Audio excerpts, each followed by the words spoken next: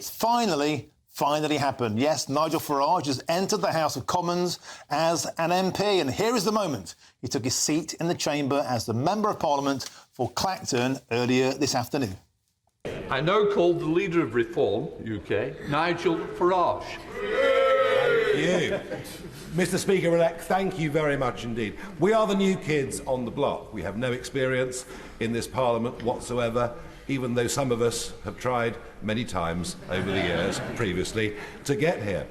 So we can't judge you from working in this place, but we can judge you from the way the outside world sees you. And I don't just mean the United Kingdom, I mean the world, because Prime Minister's Questions time is global box office politics, and it's pretty clear to everybody that you act with great neutrality, that you have brought tremendous dignity to the role as Speaker, so we absolutely endorse you entirely for this job. And it is, I must say, in marked contrast to the little man that was there before you and besmirched the office so dreadfully, in doing his best to overturn the biggest democratic result in the history of the country. We support you, sir, fully. Well, it's day one and Nigel Farage is banging on about Brexit and having a pop at John Bercow. Long may it continue, many may say, and also a mixture there of groans and cheers when he said, "Oh, that's a noise I think they better get used to." Now, elsewhere, former Prime Minister Tony Blair has urged Sir Keir Starmer to get a grip on immigration to stop the rise of populists, as he calls them. This morning on Radio 4, he defended his record on immigration in a terse back and forth with Nick Robinson. But you see, people listening to you on immigration will say, well, hold on. What Blair is saying is, do as I say, not as I did. You massively increased legal immigration into this country. This is a great, without a mandate. This is a great myth, by the way. So just to be very clear about it, immigration the day I left office was around half of what it is today. Now, it's true, because we did not. What happens is people conflate the fact that we didn't put in these transitional arrangements. Yeah, you allowed people to come here from Eastern Europe when the Germans, for example, did not. Right. But by the way, when you actually study it very carefully, first of all, these people had an enormous economic benefit in the country. And by the way, I'm only playing back your suggestion that we need to control immigration when, in fact, under you, net annual immigration quadrupled. And the UK population was boosted by more than 2.2 million. It didn't quadruple, by the way. Between 1997 and 2010. No. Well, 2010, 1997, 2007, when I left office, I say it was actually under half, okay. Right? But let's just be very clear about this. First of all, there's lots you could have done to have controlled that Eastern European immigration, even within freedom of movement.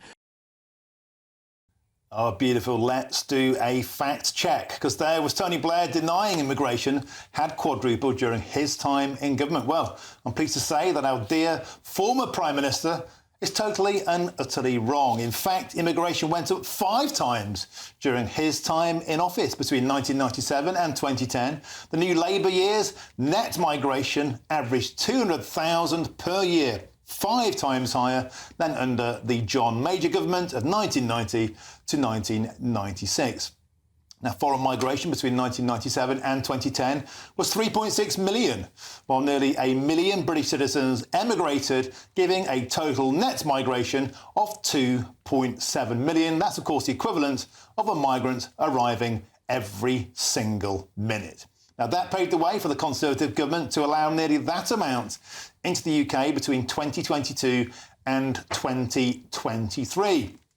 Well, joining me now is Alp Mehmet, the chairman of Migration Watch, and the former Labour advisor, Scarlett Maguire. Welcome to you both. Alp, let's go first. It's always a joy to fact-check Tony Blair and to prove him completely and utterly wrong. Don't you think it's a tad rich for Tony Blair to be back from the dead, as it were, and advising Keir Starmer on immigration to keep the populists out when his own record was dismal? Look, I think that what Tony Blair was actually saying, Keir, get a grip, because if you don't, what happened to Rishi Sunak last week is going to happen to you in 5 years' time. And he's absolutely right. He's not completely right when he says that it was all a good thing, high migration, because consistently there was research after research, and there has been research after research between 1995 and 2011. migration overall was a net cost to the Exchequer of £118 billion. That was University College London that came up with that figure. The problem was that it all got totally out of control, and it was being encouraged. Immigration, low-skilled migration in particular, was being encouraged at a time when it needn't have been. Scotland Maguire, Tony Blair is right on one thing, though, isn't he? And that's if the Conservative Party, if the Labour Party, if all of Parliament doesn't get a grip on this, then Nigel Farage, OK, there are only 5, the infamous 5, but they were making a big noise on this. And Blair's right. If Keir Starmer doesn't get a grip on this, it will allow, surely, the same mistakes to happen again, and that will allow the Reform Party, perhaps, to gain a bigger foothold moving forward. Yeah, but I mean, what Tony Blair was quite clear about is that the Reform Party exploits it, right? And he actually believes that immigration is quite a good thing, as he made clear, that actually the reason, I mean, we're talking about legal immigration, OK? We're talking about people who are asked to come here. Well, we're talking about both today. Well, I mean, I think we need to talk about the boats and the refugees, but actually I think it's really, really important that these people have been given jobs because they have the skills. And one of the reasons is that we are not skilling people. And Keir has said right from the beginning, actually, that what we need to do is we need to upskill the British labour force. So this is from doctors, where we have far too many. We go abroad and we take trained doctors from third world countries and bring them out here, which is wrong. What's that got to do with controlling immigration coming in? Separate issue, an important one. Upskilling British workers. But if you get a huge glut of unskilled workers, that was Tony Blair's legacy. Especially when the AO countries came in 2004. Martin, I'm talking about now. Now, you have to have a visa to come in. What I'm saying is that now the people who are coming in are basically skilled workers. And what we need to do is we need to have far more skilled British people. And we need to... It is utterly wrong, and it is a failure that we have so many people who are as NEETs, not in employment, education or training, that actually these people are being left on the scrap heap. They're quite young, and actually we need to train them, and then we wouldn't be crying out for foreign doctors, foreign nurses. That's what we're talking about. Is that true? Well, how can I disagree with Scarlett? She's always right.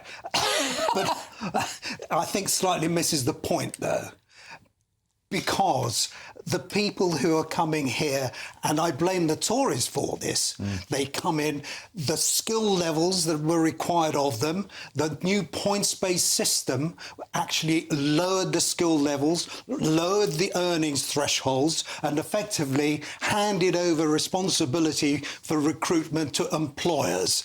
That, I'm afraid, is a recipe for disaster. Millions of people over the next 5 to 10 years will come in if these rules remain as they are. And immigration of 750,000 net a year, it doesn't matter how many good doctors you get and how many good engineers and class acts you get in. The fact is that at that sort of level, it's a disaster. It's an absolute disaster for all of us.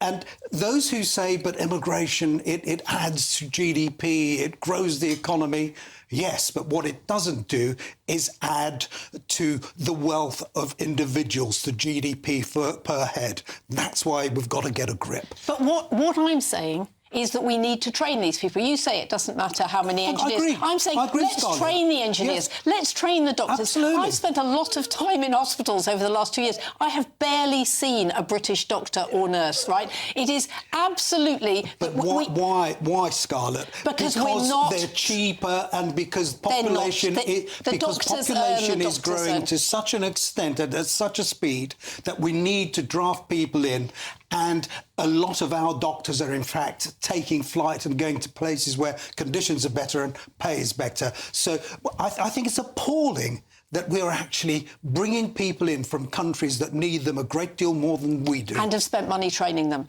And so we need better, we need far more. We need to train people better. I mean, that's what we need to do, is let's not blame the people who come over. We should be very grateful that they're coming over.